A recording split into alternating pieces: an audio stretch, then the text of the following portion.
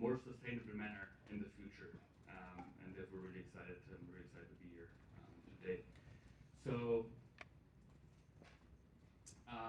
speaking about feeding the world, as many of you know, the world's not doing great in terms of providing sufficient and safe and affordable nutrition to many of our global citizens. And that's despite the fact that agriculture is already by far the greatest user of land. It's by far the greatest consumptive user of water. It's a core driver of deforestation. It's a core driver of water overuse and loss of aquatic ecosystems, of terrestrial ecosystems, and a core driver of the associated losses of biodiversity and ecosystem services. And this is the current problems caused by agriculture, related to agriculture, are really just tiny. If you look into the future, it has been estimated that by 2050, global food production needs to increase by up to 50% in order to provide safe and affordable nutrition to a growing and more affluent population. And the question that we are facing is really how can we provide these enormous amounts of food without absolutely devastating impacts on natural ecosystems. One important mechanism to do so is intensification of existing croplands. As many of you are aware, there are large swaths of the planet that are currently used for agriculture, but where agriculture doesn't really perform up to the highest possible yields for a number of reasons, for lack of good cultivars, for lack of sufficient fertilizer, for lack of technology, but also very importantly due to a lack of water. And this is really what my presentation today is going to focus about. My colleague Lorenzo Rosa from the Carnegie Institute of Science has shown in his 2018 study that agriculture is currently water limited on 4.5 million square kilometers of land. That's approximately 25% of the world's total croplands.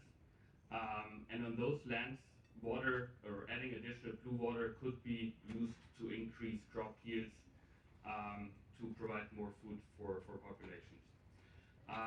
60% indeed of this 4.5 million square kilometers of land have the potential for a sustainable expansion of irrigation. And when I say sustainable here, it means that these are irrigation practices that do not infringe environmental flows and that are not conflicting with other water uses, for example, for domestic or industrial purposes. The areas where such an sustainable expansion of irrigation would be possible are shown in green on this map here. And Lorenzo's research has shown that such a sustainable expansion of irrigation could provide food for up to 2.8 billion people, so a really significant amount of additional food could be grown through this mechanism. Right, then the question is, why don't we do that, or why are these lands not irrigated? And of course, there's again a number of reasons for that. There's an absence of irrigation conveyance, capital to implement irrigation, and so on. But one important limitation there is the absence of storage, and this I'm just demonstrating here for the example of the Ganges Basin, where there's actually a lot of sustainable water resources available, which are shown in this blue curve, but then the availability of these water resources does not really match when the crop water needs are greatest, which is shown by the green curve. So basically, water is available, but it's not available at the right moment in time. And indeed, in the Ganges Basin, it's one of the areas, one of the hotspots where we find that a lot of irrigation that currently is in place is basically from unsustainable groundwater use. I should also highlight that this blue water availability curve here already includes the availability of natural water storage in glaciers, for instance, very importantly in this geography. And in the future, therefore, this availability will shift further and further misaligning water availability and demand.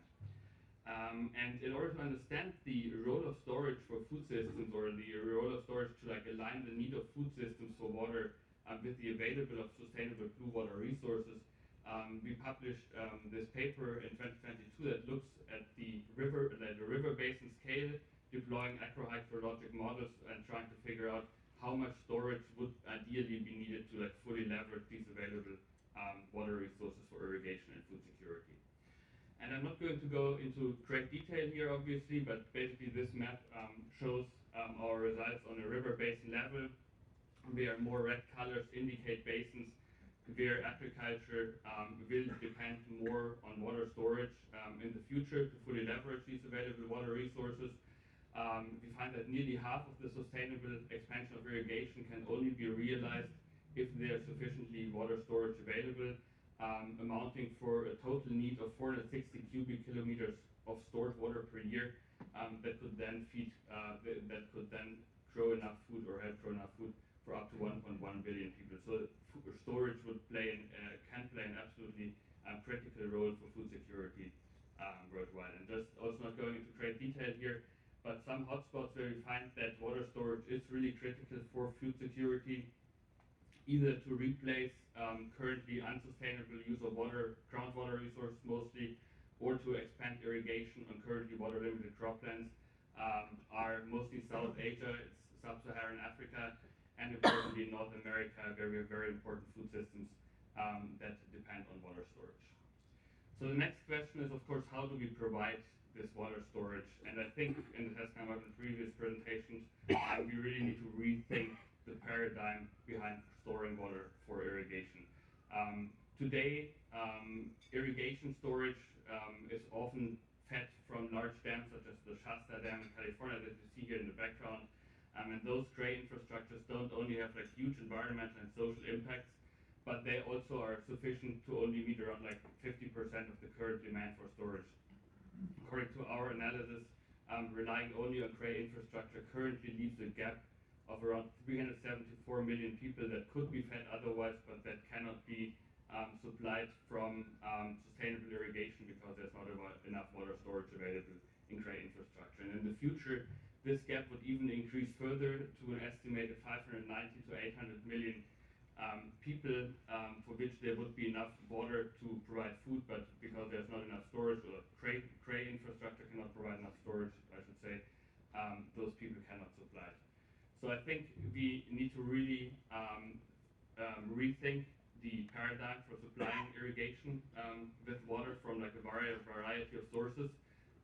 Again, echoing the previous speakers, I think we need a multi-pronged approach. We need to reduce crop water demands, terracing, mulching, and like agrivoltaics practice that reduce evaporation. We need to deploy alternative storage solutions at scale, aquifer recharge, for example, small-scale storage solutions.